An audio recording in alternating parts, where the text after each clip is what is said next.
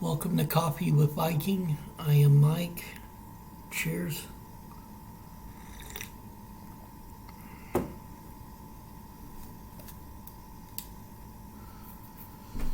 Abraham, the father of the Jews. Genesis 13, 15, and 16. I am giving all this land as far as you can see to you and your descendants as a permanent possession, and I will give you so many descendants that, like the dust of the earth, they cannot be counted.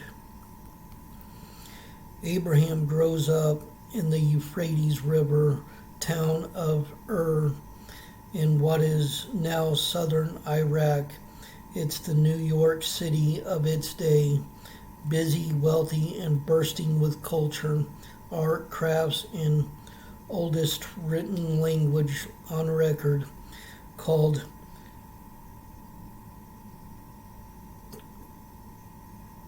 cuneiform.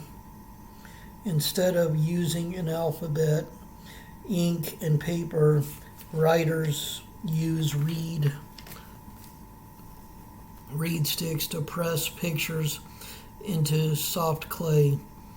For reasons unknown, Abraham's father Terah decides to move his entire extended family to the boonies of Canaan. That's a bit like a New Yorker moving to the cornfields of Des Moines, both in distance and in culture shock. Perhaps Terah has a feeling in the 2100s BC that Ur is ripe for invasion.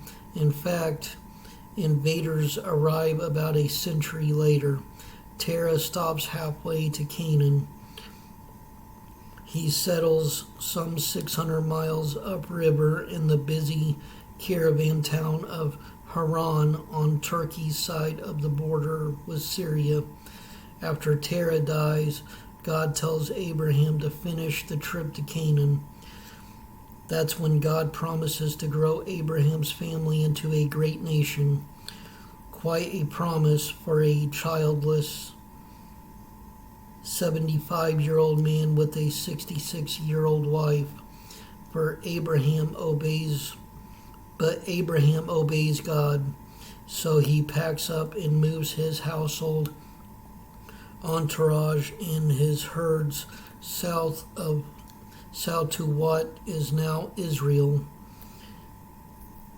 A decade later, and still no kids, Abraham's wife Sarah decides it's time to call in a surrogate mother. Ancient Middle Eastern custom allows it, but by law, this child will belong to Sarah and Abraham. Sarah chooses her Egyptian-born servant, Hagar, as the substitute mother. Hagar gives birth to Abraham's first son, Ishmael, but God says the son he has in mind for Abraham will come from Sarah. God actually shows up as a traveler in Abraham's camp and says so. Sarah overhears this. She's 91 at the time, way too old to have kids, she thinks, but not too old to laugh. God hears the laugh and assures her in his gentle way that he'll get the last laugh. Within the years, Sarah gives birth to a boy. She names him Isaac, Hebrew for laughter. Seems appropriate given the history as well as the future. Isaac will fill the tent of his parents with joy. Sarah doesn't want Isaac to grow up having to split Abraham's wealth with Ishmael. In these days, the oldest son usually gets a double share of the inheritance and becomes leader of the extended family. So Sarah convinces Abraham to send Hagar and her son away. God approves, promising to take care of both sons and to make them each into great nations. Isaac's descendants become the Jewish people. Ishmael is considered father of the Arab people. Ishmael has a dozen sons who start a dozen tribes scattered from Egypt to Saudi Arabia. And on this side note here, did people really live hundreds of years?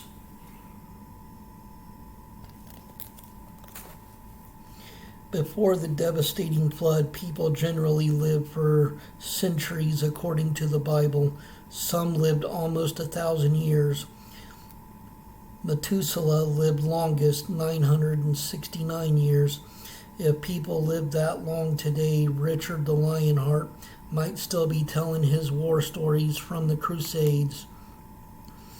As high as these numbers are, they're dwarfed by those in other ancient records. A clay prism from the world's first known civilization, Sumer in what is now Iraq, says only 8 kings ruled the land up until the flood, and those 8 ruled for a total of 241,200 years. That's an average of 30,000 years per king. The shortest reign was 18,600 years. Maybe the ancients measured time differently than we do, some history experts guess, or maybe these are polite exaggerations, a way of honoring beloved leaders, perhaps a bit like giving some folks today honorary doctorates even though they didn't spend a day in college. Others wonder if the number might be accurate. Perhaps the flood somehow changed the world in a way that drastically cut lifespans. Maybe constant cloud cover before the flood gave way to blue skies and harmful sun rays, or maybe the geysers released toxins previously buried deep in the earth.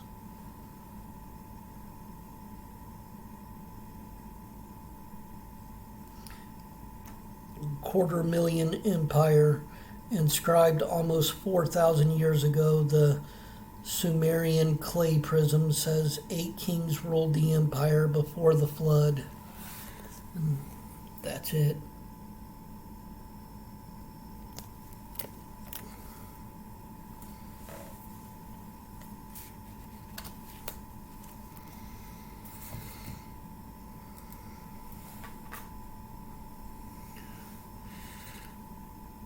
Stay blessed. Stay caffeinated. Much love.